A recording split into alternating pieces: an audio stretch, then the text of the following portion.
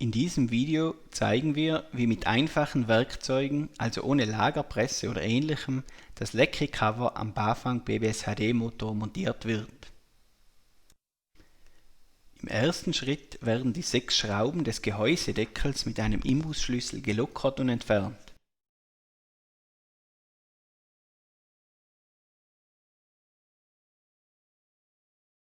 Danach wird das große Getriebe vom Gehäusedeckel getrennt.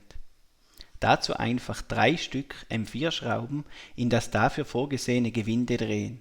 Wichtig dabei ist, dass diese gleichmäßig und ohne Kraftaufwand eingeschraubt werden. Das bedeutet, sobald sich die Schraube nicht mehr leicht drehen lässt, sofort die nächste der 3 Schrauben drehen.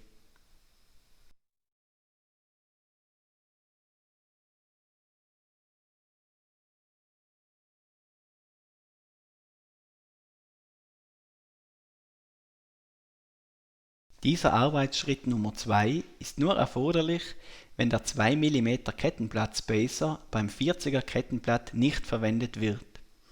Hierbei würde dieses Kettenblatt am Motorgehäuse schleifen. Wenn du also den 2 mm Spacer oder ein anderes Kettenblatt verwendest, dann kannst du diesen Schritt überspringen. Zuerst wird die Getriebedichtung entfernt und danach das neue Cover aufgesetzt. Falls die Dichtung dabei beschädigt wird, empfehlen wir, diese zu ersetzen. Nun muss die abzufeilende Stelle am Motorgehäuse markiert werden. Damit keine feinen Partikel während des Schleifvorganges in den Motor gelangen, sollte dieser Bereich abgeklebt werden. Dasselbe gilt für die Schleifstelle, damit das Gehäuse nicht unnötig zerkratzt wird. Danach wird mit einer Feile das Gehäuse bis zur Markierung gefeilt. Alternativ kann dafür auch ein Dremel verwendet werden.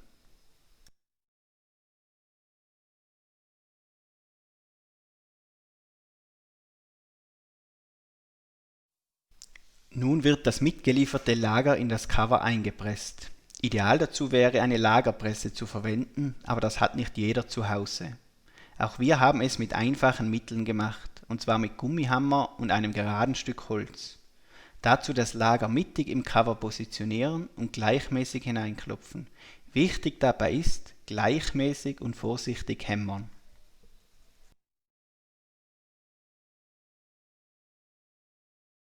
Wenn sich das Lager vollständig im Cover befindet, wird nach demselben Prinzip das Getriebezahnrad eingesetzt. Mittig ausrichten, danach gleichmäßig und vorsichtig klopfen. Nun sollte das Zahnrad gefettet werden. Dazu kann handelsübliches Schmierfett verwendet werden. Im nächsten Schritt wird die Kupplung von der Achse genommen und in den Gehäusedeckel eingesetzt. Dabei unbedingt darauf achten, dass die Kupplung richtig eingesetzt wird, also die Ausrichtung beachten, ansonsten greift die Kupplung beim Treten nicht. Danach die Achse einführen und die Dichtung wieder einsetzen. Im letzten Schritt wird die Achse inklusive neuem Gehäusedeckel am Motor montiert. Dabei ohne Kraftaufwand vorgehen. Schlussendlich werden die 6 Schrauben, am besten mit etwas Loctite, mit ca. 6 Newtonmeter angezogen. Das war's, fertig ist das neue Cover. Für diese Arbeitsschritte gibt es auch eine Anleitung von Lecky. Diese findest du unterhalb der Artikelbeschreibung bzw. im Downloadbereich in unserem Shop.